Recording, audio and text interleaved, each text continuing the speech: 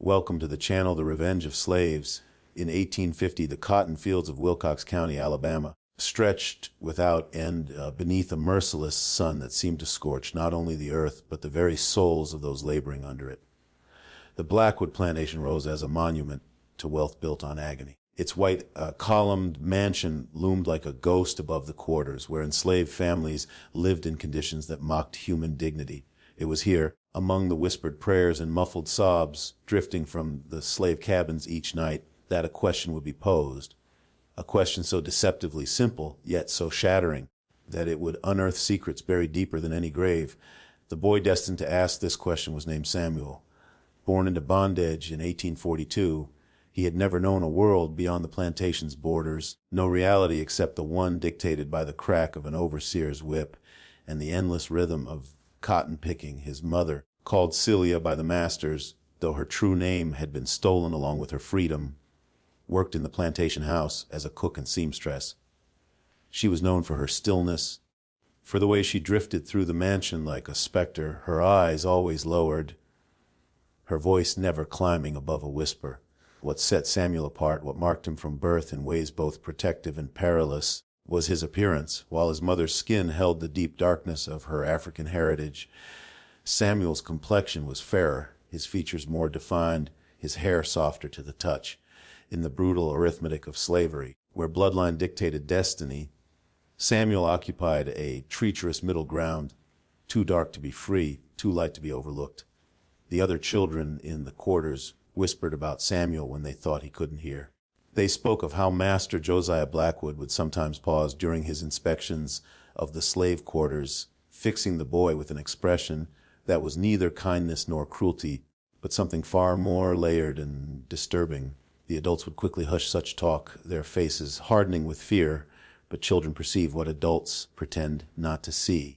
And Samuel began to realize that his existence was somehow different, somehow wrong in ways he could not yet grasp. Celia had spent 8 years weaving careful lies and half-truths to shield her son from a reality that would have crushed his young mind. When Samuel asked why his skin differed from hers, she told him that God painted all his children in various colors, like flowers in a garden. When he wondered why the master never looked directly at him, yet never punished him either, she said that some people were simply blessed with invisible protection. These answers satisfied a child's curiosity. But as Samuel grew older and more observant, the questions became harder to deflect.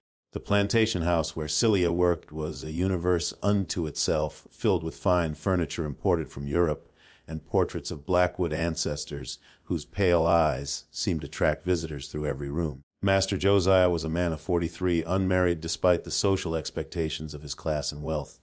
His sister, Margaret Blackwood, served as the plantation's mistress, running the household with an iron fist cloaked in silk gloves. She was known for her charity work among the local congregation and her rigid adherence to moral principles. Yet among the slaves, there were whispers about the true nature of the Blackwood family's piety. The overseer, a brutal man named Hayes, who had worked plantations from Virginia to Louisiana, ruled the fields with a cruelty that was legendary, even in an era when such cruelty was commonplace. He carried a whip he called his teacher, claiming it could instruct any slave in proper behavior within 3 strokes. The slaves called him the devil's right hand, and mothers would quiet crying children by threatening that Hayes would hear them. But even Hayes, for all his power and sadistic authority, seemed to understand that certain slaves were not to be touched, and Samuel was one of them. Life on the plantation followed rhythms as old as slavery itself. Before dawn, a horn would sound, summoning the field hands to another day of grueling labor. Children like Samuel were not yet old enough for the fields, but they had their own task of feeding chickens, gathering eggs, helping with the endless laundry that kept the plantation running. During these daily routines, Samuel began to notice troubling patterns, coincidences that felt too frequent to be mere chance. There was the way Master Blackwood would find excuses to visit the kitchen when Celia was working, lingering over conversations about household matters that could have been settled in moments. There was the peculiar protection surrounding Samuel and his mother, an invisible shield that kept them from the worst punishments, even when other slaves suffered for lesser infractions. and there was something in his mother's eyes whenever the master was near, not fear, which would have been natural, but a desperate sadness that hinted at a wound that would never heal. The other slave children had their own observations, shared in whispered conversations when adults were out of earshot. They spoke of seeing Master Blackwood standing in the shadows of the quarters late at night, neither inspecting nor threatening, but simply watching. They described how he would sometimes reach toward Samuel as if to touch his hair or face, then catch himself and pull his hand away. These were dangerous observations, the kind that could get a slave killed if overheard by the wrong ears. But children are natural detectives, and the mystery of Samuel's place in the plantation hierarchy fascinated and frightened them in equal measure. Celia's protective instincts had been sharpened by years of navigating the treacherous waters of plantation life. She knew that her son's resemblance to Master Blackwood was growing more pronounced with each passing year, and she understood the implications in ways Samuel could not yet grasp. The boy was a walking reminder of shameful secrets, a living testament to the hypocrisy that plagued even the most supposedly righteous households in the antebellum South. In the slave quarters, where privacy was a luxury that did not exist and every conversation could be overheard by hostile ears, Celia had perfected the art of silence. She moved through her days like a woman walking on ice, always aware that one wrong step could send her and her son plunging into an abyss from which there would be no return. She cooked the master's meals, mended his clothes, and maintained his household with the skill and discretion that had kept her alive for nearly 3 decades of bondage. But children, no matter how well protected, eventually ask the questions that adults most fear to answer.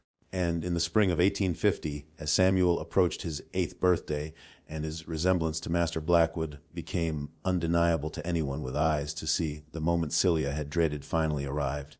It was a Tuesday morning in May, the kind of day when the Alabama heat was just beginning to build toward the crushing intensity of summer.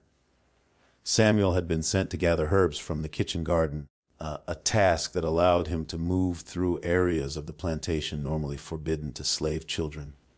As he worked among the neat rows of sage and thyme, he heard voices from the master's study, voices raised in what sounded like an argument between Master Blackwood and his sister Margaret.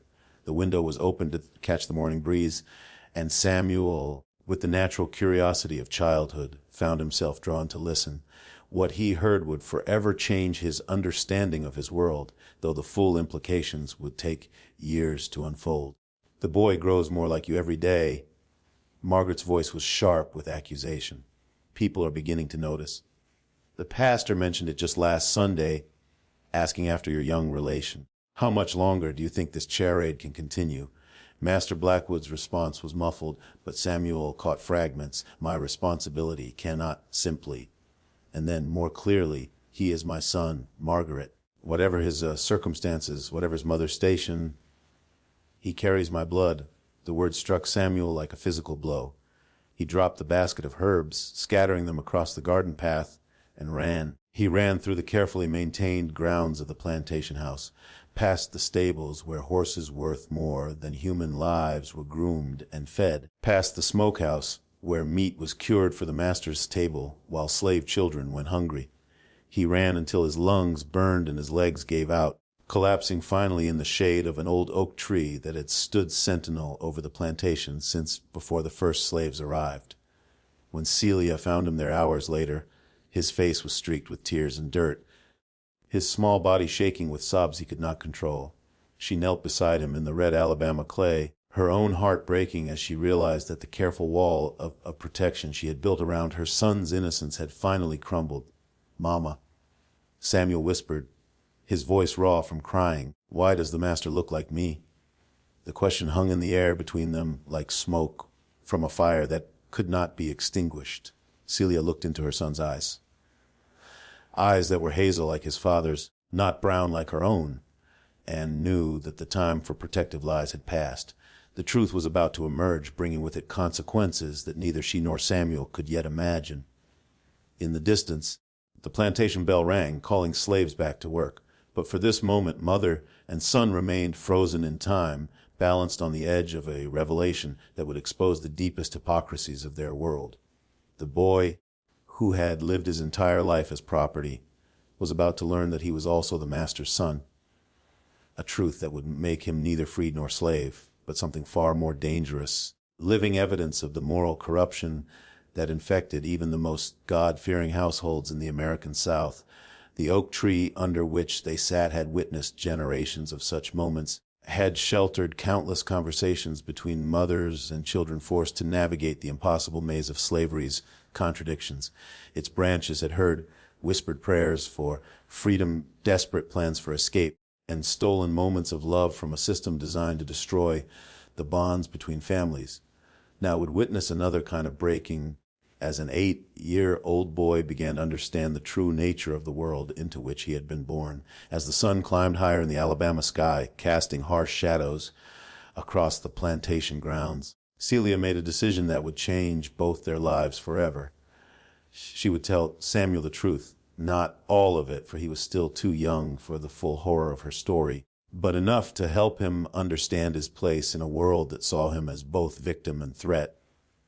It was a conversation that would echo through the years to come, shaping the boy's understanding of justice, power, and the terrible price of secrets kept too long.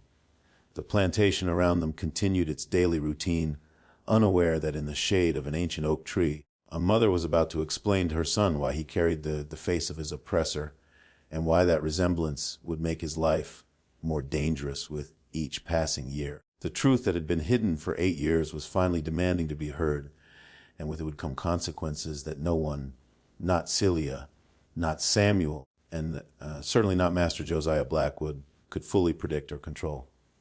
In the months following Samuel's devastating discovery, the delicate balance that had maintained an uneasy peace on the Blackwood plantation began to shift in ways both subtle and profound. The boy's newfound knowledge changed him, aging his features in a manner that had nothing to do with the passage of time and everything to do with the burden of understanding truths no child should carry. His resemblance to Master Blackwood, always present but somehow overlooked in the willful blindness that slavery demanded, now seemed impossible to ignore.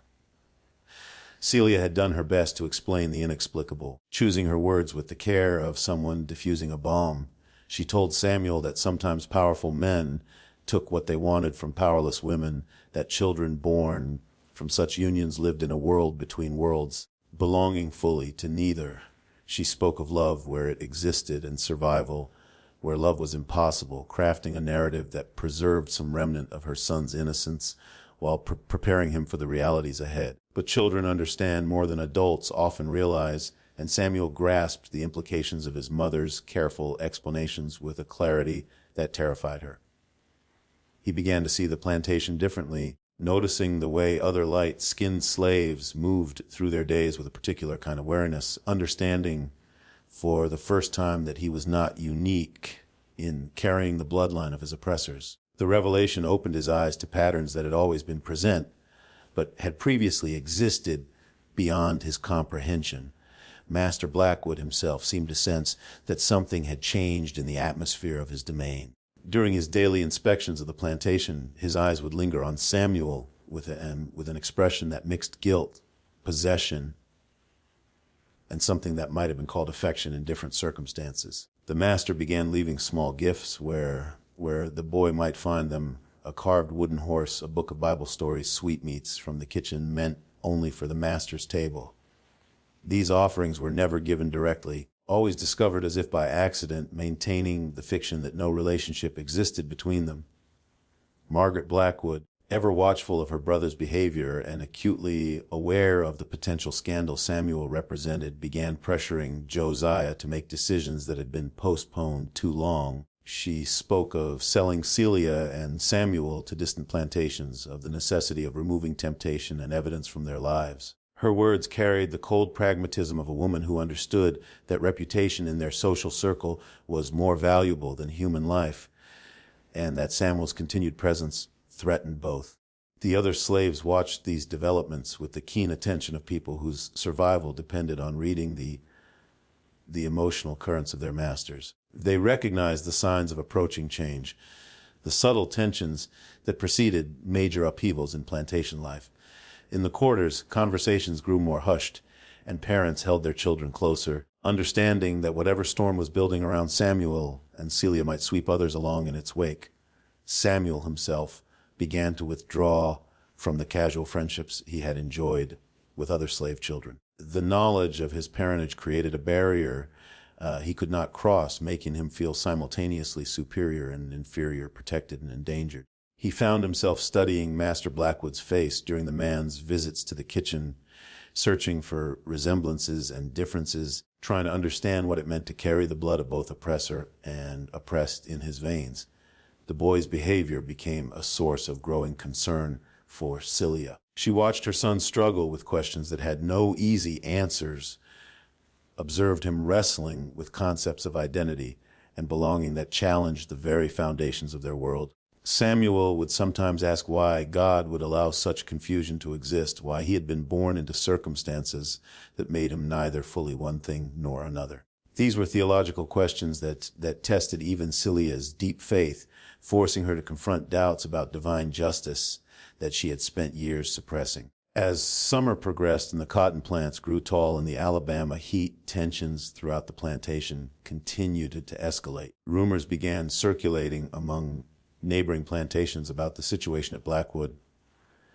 Whispers that suggested the master's moral failings were becoming public knowledge. These stories threatened not just Josiah's reputation, but his standing in a community where maintaining the fiction of racial purity was essential to preserving the entire social order. The overseer, Hayes, whose brutal efficiency had always been appreciated by Master Blackwood, began making suggestions about resolving the problem Samuel represented. His recommendations carried the subtle menace of a man who understood that problems be made to disappear in ways that left no evidence behind. Hayes had worked plantations where inconvenient slaves had simply vanished, their absence explained by claims of escape attempts or fatal accidents. His willingness to employ such methods was part of what made him valuable to plantation owners who sometimes needed their consciences cleared along with their account books. During this period, Samuel began experiencing nightmares that reflected his growing understanding of his precarious position. He would wake in the small hours of the morning, crying out from dreams where he was chased by faceless figures through endless cotton fields, or where he stood before mirrors that showed him faces he didn't recognize. Celia would comfort him as best she could, but she knew that her son was grappling with psychological wounds that her love alone could not heal. The kitchen where Celia worked became a stage for increasingly tense encounters between her and Master Blackwood. He would find excuses to linger during his visits, sometimes attempting conversations that approached acknowledgement of their situation without ever stating it directly. These interactions were torture for Celia, who understood that any word or gesture could be misinterpreted with fatal consequences. She maintained her facade of respectful subservience while protecting herself and Samuel from implications that could destroy them both. Margaret Blackwood's pressure on her brother intensified as she received reports from friends and acquaintances about the rumors circulating in their social circles. She spoke of family honor and Christian duty, arguing that allowing such a situation to continue was not just socially unacceptable, but morally corrupt. Her arguments carried weight because they reflected genuine concerns about the sustainability of their way of life in a society increasingly questioned by outside forces. Samuel, meanwhile, began seeking knowledge in ways that worried his mother profoundly. He would listen at doors and windows, gathering fragments of conversations that painted ever clearer pictures of his situation. He learned about other plantation children who resembled their masters, about the various fates that awaited such living evidence of slavery's moral contradictions. Some were sold away to distant locations where their parentage would not be recognized. Others simply disappeared under circumstances that were never fully explained. A rare few were educated and freed, though such outcomes were exceptional rather than typical. The boy's growing awareness of these possibilities filled him with a mixture of hope and terror. He began to understand that his future would be determined not by his own desires or actions, but by calculations involving reputation, convenience, and the complex emotional needs of people who viewed him as both son and property. The contradiction inherent in his existence, being simultaneously valued and expendable, created a psychological burden that no child should carry. As autumn approached and the cotton harvest neared, decisions that had been postponed throughout the summer could no longer be delayed. The plantation's annual cycle demanded attention to practical matters, and Samuel's situation had become too prominent to ignore indefinitely.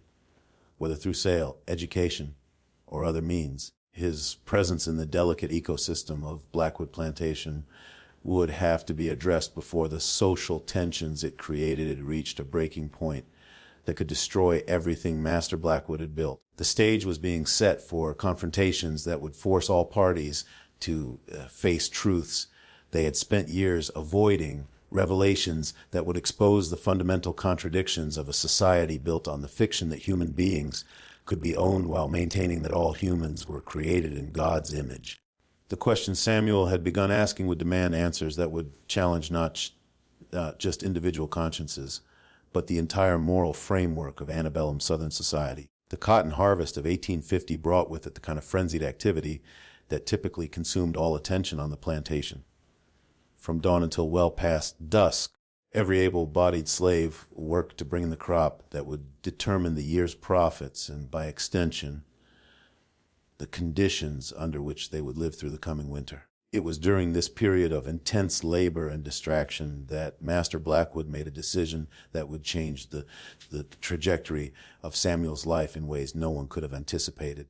Rather than selling Samuel and Celia to distant plantations as his sister had urged, Josiah chose a different path, one that reflected both his genuine affection for his son and his desire to maintain some degree of control over a situation that had grown increasingly uncomfortable. He approached Dr.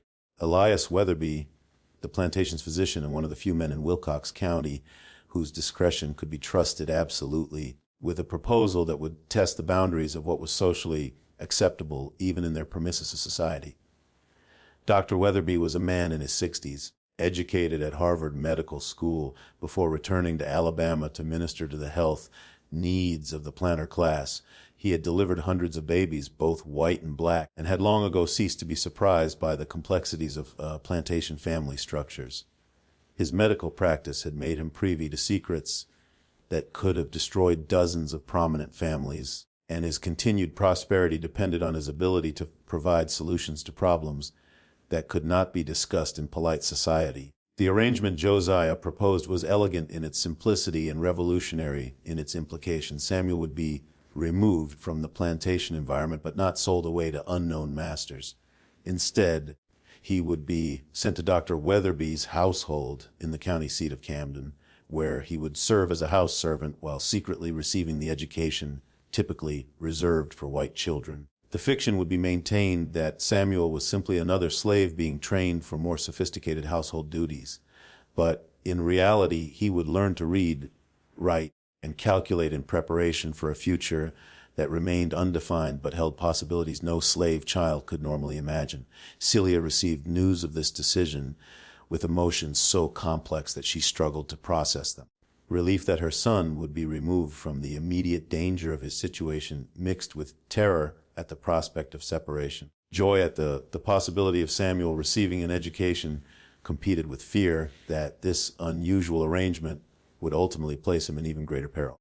She understood that Josiah's plan represented both an unprecedented opportunity and a gamble that could cost Samuel his life if discovered by the wrong people. The final weeks before Samuel's departure were marked by a kind of controlled hysteria that affected everyone aware of the situation. Celia spent her days teaching Samuel every lesson she could think of about surviving in a world that would view his education as both valuable and dangerous. She spoke about the importance of never revealing the full extent of his learning, of understanding when knowledge should be displayed and when it should be hidden. These were survival skills no mother should have to teach her child. But Celia had long ago learned that normal parenting was a luxury unavailable to slaves. Samuel himself experienced this transition period as a series of conflicting emotions that left him exhausted and confused. The prospect of leaving his mother filled him with dread, but the possibility of learning to read and write sparked excitement he struggled to contain. He had seen how literacy transformed the few slaves who possessed it, giving them power and opportunities that remained invisible to those who could not access the written word. At the same time, He understood that his education would make him different from other slaves in ways that could prove dangerous. Master Blackwood's behavior during this period reflected his own internal struggles with the decision he had made. He found himself seeking opportunities to speak with Samuel, offering advice and encouragement while maintaining the pretense that their relationship was nothing more than that of a benevolent master preparing a favored slave for advancement. These conversations were awkward and painful for both participants, representing the closest they had ever come to acknowledging the truth of their connection while still maintaining the fiction that kept them both safe. Margaret Blackwood watched these preparations with deep misgivings, understanding that her brother's plan represented a dangerous deviation from established social norms. She worried that education would make Samuel dissatisfied with his station, that knowledge would create expectations that could never be fulfilled within the constraints of their society. Her concerns were not entirely selfish. She had observed other educated slaves struggle with the psychological burden of understanding their situation too clearly, some driven to desperation by their inability to reconcile their capabilities with their circumstances. The other slaves on the plantation observed Samuel's impending departure with a mixture of curiosity and caution that characterized their response to any unusual development. Some viewed his selection for household service as evidence of favoritism they could not openly acknowledge but privately resented. Others understood the true nature of his situation and worried about the precedent his education might set, fearing that it could disrupt the careful balance that allowed their community to function within the brutal constraints of slavery. Dr. Weatherby, meanwhile, was making his own preparations for Samuel's arrival. His household already included 2 educated slaves, a man named Augustus, who served as his medical assistant, and a woman called Prudence, who managed his correspondence and accounts. Both had been trained by Weatherby himself and represented examples of how education could benefit slaves while serving their master's interests. The doctor believed that Samuel's quick intelligence and unusual background would allow him to excel in this environment, though he also understood the unique challenges the boy would face. The doctor's own motivations for accepting Josiah's proposal were complex. Professional curiosity played a role. He was genuinely interested in observing how a child of mixed heritage would respond to formal education. Financial incentives were also present, as Josiah had offered substantial compensation for Samuel's care and training. But perhaps most importantly, Weatherby was intrigued by the experimental nature of the arrangement, viewing it as an opportunity to test theories about human potential that were beginning to emerge in educated circles throughout the country. As the day of Samuel's departure approached, Celia found herself caught between a desperate desire to keep her son close and recognition that this opportunity might represent his only chance for a life beyond the crushing limitations of field slavery. She spent hours teaching him prayers and songs that would help him remember her love during the years of separation they both knew lay ahead. These intimate moments were precious beyond measure, representing the last time they would be able to share affection openly without fear of observation or misinterpretation. The logistics of Samuel's transfer were carefully managed to minimize attention and speculation. He would travel to Camden in Dr. Weatherby's carriage, ostensibly accompanying the doctor on one of his regular visits to patients in the county seat. Once there, he would simply disappear into the doctor's household, becoming part of a domestic staff large enough to absorb one additional member without attracting notice. The fiction would be maintained that he had been purchased by Weatherby for his medical knowledge and training capabilities. On the morning of his departure, Samuel stood in the kitchen where his mother had worked for so many years, surrounded by familiar sights and smells that he was seeing for the last time as a child. The weight of the moment pressed down on him with an intensity that made it difficult to breathe. He understood that he was crossing a threshold from which there could be no return, leaving behind not just his mother and the only home he had ever known, but his entire identity as he had understood it. Celia's farewell was necessarily brief and seemingly casual, conducted under the watchful eyes of household staff who could not be trusted with the truth of their relationship. She pressed a small cloth bundle into Samuel's hands, containing items that would help him remember her during the long separation ahead. Her final words were spoken in a whisper that carried all the love and hope and terror she felt. Remember who you are, child. Remember that you are loved no matter what else happens. As Dr. Weatherby's carriage rolled away from the plantation, carrying Samuel toward a future that remained unwritten and uncertain, those left behind struggled to adjust to an absence that created ripples throughout the entire community. Celia would return to her duties with the mechanical efficiency of someone functioning despite profound loss. Master Blackwood would throw himself into plantation business with unusual intensity, trying to escape the guilt and uncertainty that Samuel's departure had intensified rather than resolve, and Margaret Blackwood would continue her efforts to restore normal order to a household forever changed by the presence of a child who was neither slave nor son, but somehow both. The road to Camden stretched ahead of Samuel like a metaphor for the uncertain path his life would now follow.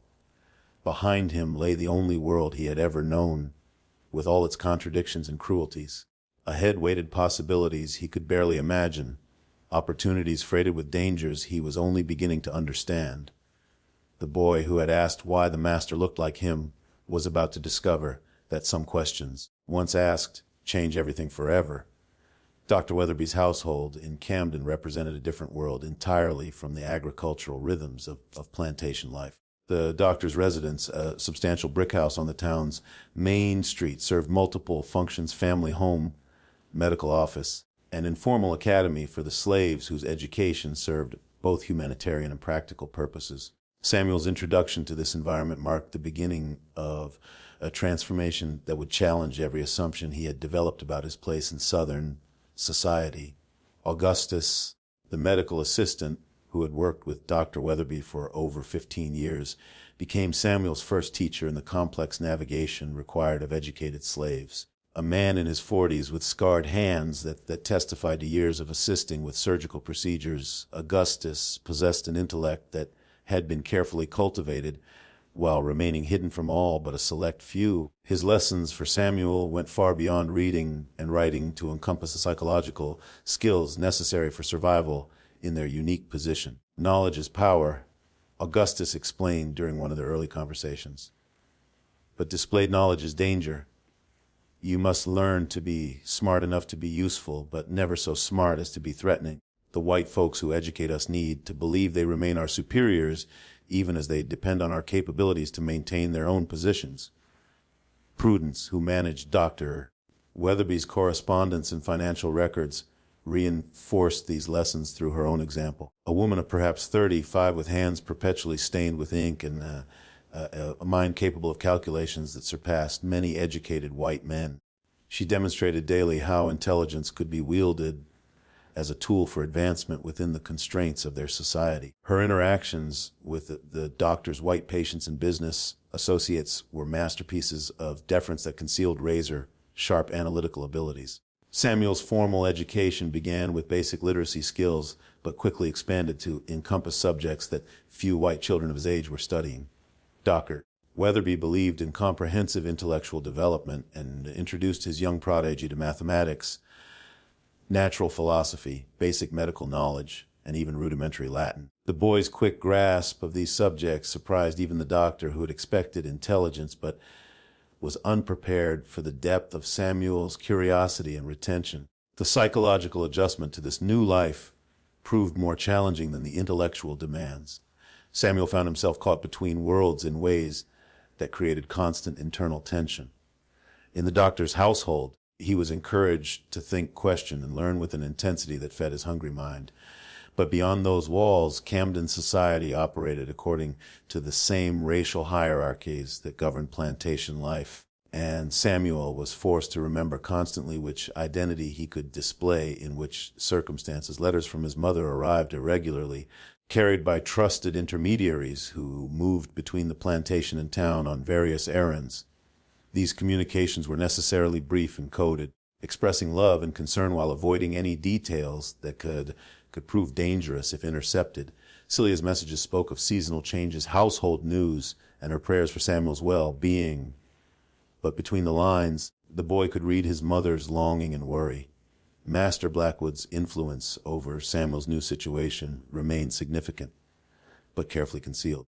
The financial arrangements supporting the boy's education and care were channeled through Dr. Weatherby in ways that maintained plausible deniability about their true source. Occasionally, the master would visit Camden on business and would find excuses to observe Samuel from a distance, checking on his progress while maintaining the fiction that no special relationship existed between them. As months passed and Samuel's education progressed, his understanding of his unique position deepened in ways that both empowered and troubled him. He began to grasp the broader implications of slavery as an economic and social system, understanding how his own mixed heritage represented both the contradictions inherent in that system and the potential for its eventual transformation. These realizations were intellectually fascinating but emotionally devastating for a boy still struggling to understand his own identity. The other residents of Camden gradually became aware of the unusually intelligent young slave in Dr. Weatherby's household,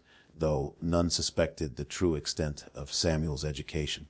He was observed reading medical texts that challenged even educated adults, assisting with procedures that required both manual skill and theoretical understanding, and demonstrating capabilities that seemed to exceed his supposed station.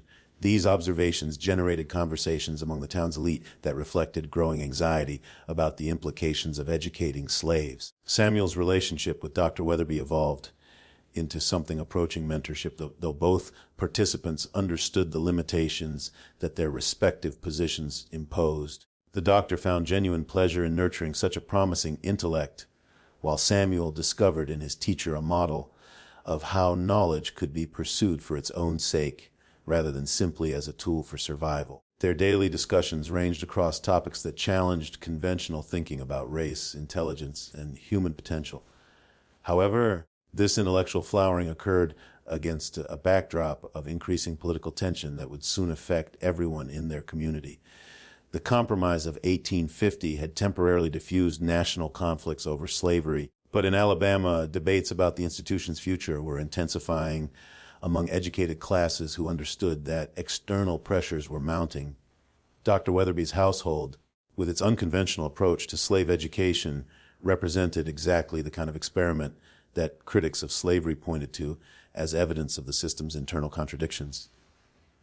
During this period, Samuel began experiencing what could only be described as an identity crisis, a reflection of his impossible position between two worlds. His education had given him intellectual tools to analyze his situation with a clarity that was psychologically devastating.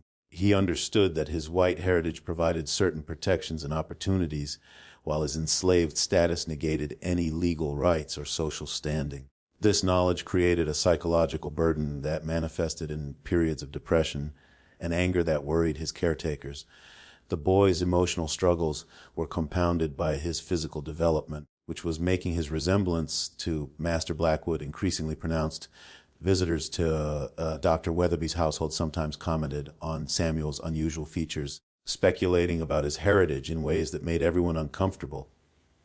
These observations reminded all concerned that the fiction supporting Samuel's presence in Camden was becoming harder to maintain as he matured. Margaret Blackwood's concerns about her brother's experiment proved prescient as reports of Samuel's capabilities reached social circles that included some of Alabama's most prominent families. Conversations at dinner parties and church gatherings began including references to the remarkable young slave at Dr. Weatherby's house, discussions that carried undertones of both admiration and unease. Some viewed the boy's education as evidence of Negro capability, while others saw it as proof that educating slaves created dangerous expectations and dissatisfaction.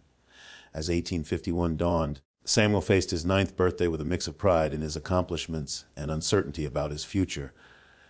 His education had proceeded beyond what anyone had initially imagined possible, but success brought its own complications. The more capable he became, the more questions his situation raised about the fundamental assumptions underlying their society. His very existence challenged beliefs about racial hierarchy that formed the foundation of Southern social order. The question that had started this journey, why the master looked like him, had evolved into dozens of other questions that seemed to multiply faster than they could be answered. Samuel now understood the biological and social reasons for his resemblance to Master Blackwood. But that understanding had opened up philosophical and moral inquiries that challenged the basic premises of the world in which he lived. His education had given him the tools to analyze his situation, but analysis only highlighted the contradictions and injustices that defined his existence. Dr. Weatherby himself was beginning to question of the wisdom of the experiment he had undertaken. While Samuel's intellectual progress exceeded all expectations, the psychological costs of the boy's position were becoming increasingly apparent. The doctor worried that they were creating expectations that their society could never fulfill, preparing Samuel for a life that might not be possible within the constraints of Southern law and custom. As spring arrived in Camden, bringing with it the familiar rhythms of agricultural renewal, Samuel continued his studies while grappling with questions that had no easy answers. His situation remained unique in their community, representing both an extraordinary opportunity and a dangerous precedent that challenged fundamental assumptions about race, intelligence, and social order. The boy who had begun by asking about physical resemblance was now confronting mysteries of identity and belonging that would shape the rest of his life in ways none of them could yet imagine. The question that would ultimately expose everything was building toward its moment of expression, though no one yet realized how completely it would transform their carefully constructed arrangements. Samuel's education had given him not just knowledge, but the confidence to seek answers to questions that polite society preferred to leave unasked. And in a world built on fictions and silences, such questions had the power to bring down structures that had seemed permanent and unshakable. By the summer of 1851, Samuel's education under Dr. Weatherby had progressed to levels that would have been remarkable for any child of his age, regardless of race. His abilities in mathematics, natural philosophy, and medical theory had developed to the point where he could assist the doctor with procedures requiring both intellectual sophistication and practical skill. However, this academic success was creating complications that none of them had fully anticipated when the arrangement began. The political climate in Alabama was growing increasingly volatile as debates over slavery's future intensified throughout the South. Dr. Weatherby found himself under scrutiny from neighbors who questioned the wisdom of educating slaves to such an advanced level. Whispered conversations in Camden's social circles suggested that the doctor's experiment was attracting attention from authorities who viewed educated slaves as potential threats to social stability. It was during this period of mounting tension that Samuel made a discovery that would force the final confrontation everyone had been avoiding. While organizing medical texts in Dr. Weatherby's study, he found a collection of correspondence between the doctor and Master Blackwood that detailed not just the financial arrangement supporting his education, but explicit acknowledgement of his parentage and discussions about his ultimate fate. The letters revealed that Master Blackwood had been planning to eventually manumit Samuel and send him north, where his education and light complexion might allow him to pass for white and build a life impossible in the South. However, these plans had been complicated by growing political tensions and Margaret Blackwood's increasingly vocal opposition to any arrangement that might expose the family to scandal. Samuel confronted Dr. Weatherby with the letters on a humid August afternoon that would forever mark the end of his childhood. The conversation that followed was the first completely honest discussion of his situation that the boy had ever experienced. Dr. Weatherby confirmed Samuel's parentage, explained the complex motivations behind his education, and revealed the uncertain plans for his future that hinged on political developments beyond their control. Your father wishes to give you opportunities that his position makes impossible to provide openly, the doctor explained. But the world is changing in ways that make our arrangement increasingly dangerous. There are those who would see your very existence as evidence of moral corruption that threatens the foundations of our society.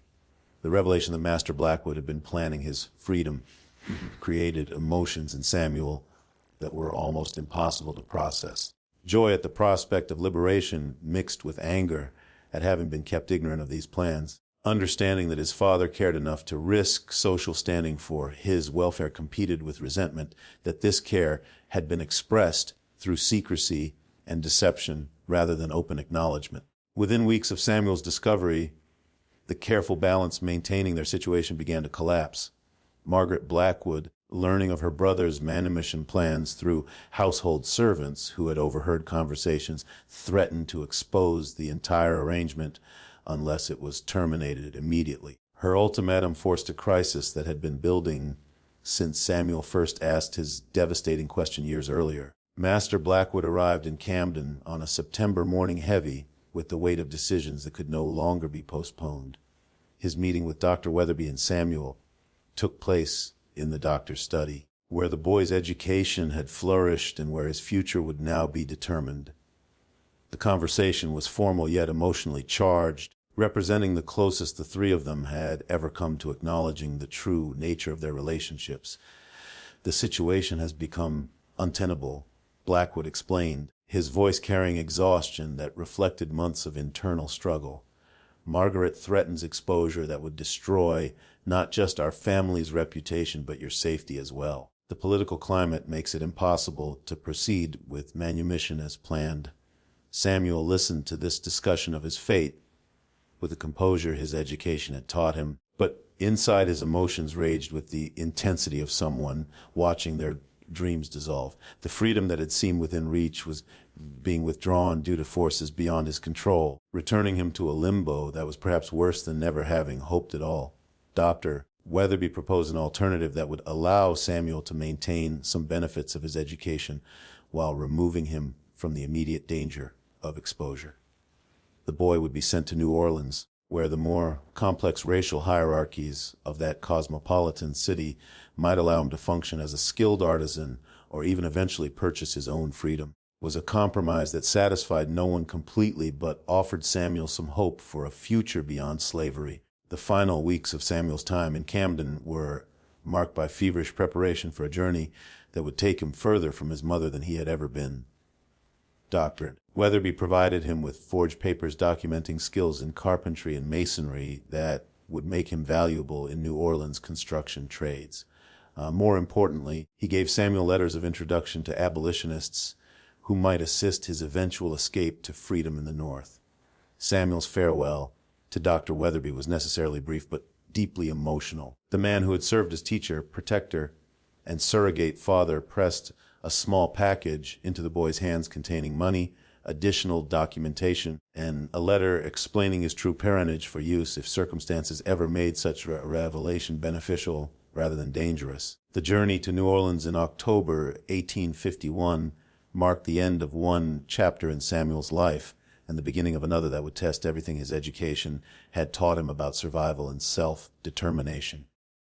He traveled in the company of a slave trader who believed he was simply transporting another piece of property, unaware that his cargo possessed intellectual capabilities that challenged fundamental assumptions about the nature of slavery itself. Years would pass before Samuel saw his mother again, and when they were reunited, both had been transformed by experiences that tested the limits of human endurance. Celia had aged beyond her years from worry and separation, while Samuel had grown into a young man whose education and experiences had given him perspectives few of his generation could claim.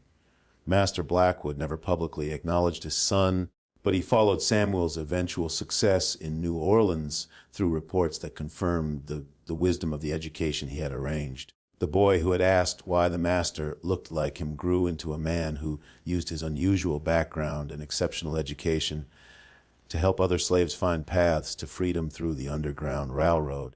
The question that had started this journey was ultimately answered not through words, but through actions that proved the fundamental equality of human potential regardless of the circumstances of birth.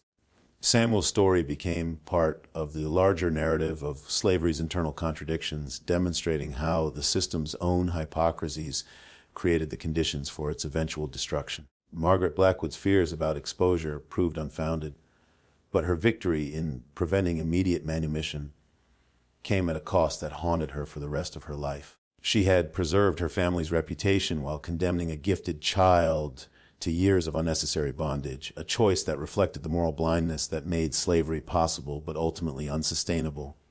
Dr. Weatherby continued his medical practice and his quiet work educating selected slaves, though he never again attempted experiment as ambitious as Samuel's education. The experience had taught him valuable lessons about the courage required to challenge social norms, and the personal costs of moral compromise in an immoral system. The records of Samuel's time in Camden were carefully preserved by Dr. Weatherby, who understood their historical significance, even if their immediate impact was limited. These documents would eventually contribute to scholarly understanding of slavery's complexities and the remarkable individuals who transcended its limitations through intelligence, determination, and the courage to ask questions that others feared to voice. In 1862, Samuel's story came full circle when he returned to Alabama as a free man wearing the uniform of the Union Army. He served as a scout and interpreter, using his knowledge of the region and his understanding of slavery's operations to assist in the liberation of other enslaved people. His military service represented both personal vindication and symbolic victory over the system that had once claimed to own him. The plantation where Samuel had been born was among those he helped liberate during the Civil War's final campaigns. Standing in the kitchen where his mother had worked and where he had first learned to question the contradictions around him, Samuel reflected on the journey that had taken him from enslaved child to educated freeman to Union soldier.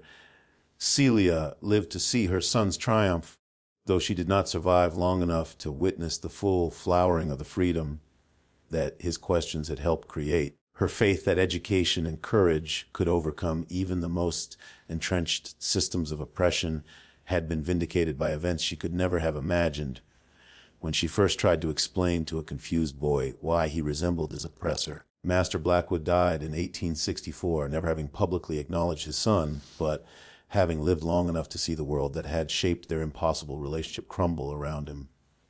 His final words, according to witnesses, were an apology spoken to empty air, suggesting that conscience had finally overwhelmed the social pressures that had prevented him from claiming Samuel openly. The question, "Why does the master look like me, mother?" had exposed everything, just as the most innocent questions sometimes do. It revealed the moral contradictions that made slavery unsustainable, the human cost of systems built on racial fictions, and the power of education to transform individuals and ultimately society itself. Samuel's story became part of the larger narrative of American freedom, proof that human potential cannot be permanently suppressed by legal bondage or social prejudice. The boy who had been born into slavery but educated in secret grew into a man who helped destroy the system that had claimed to own him, demonstrating that some questions, once asked, change everything forever. The records suggest that Samuel lived until 1903, dying as a respected educator and community leader in Chicago. His final years were devoted to establishing schools for freed slaves, ensuring that other children would have access to the education that had transformed his own life. He never forgot the question that had started his journey toward freedom, and he never stopped believing in the power of knowledge to overcome even the most entrenched systems of oppression. The slave boy's question had indeed exposed everything, not through dramatic revelation, but through the gradual accumulation of courage, education, and determination that ultimately proved more powerful than the chains that had once bound him.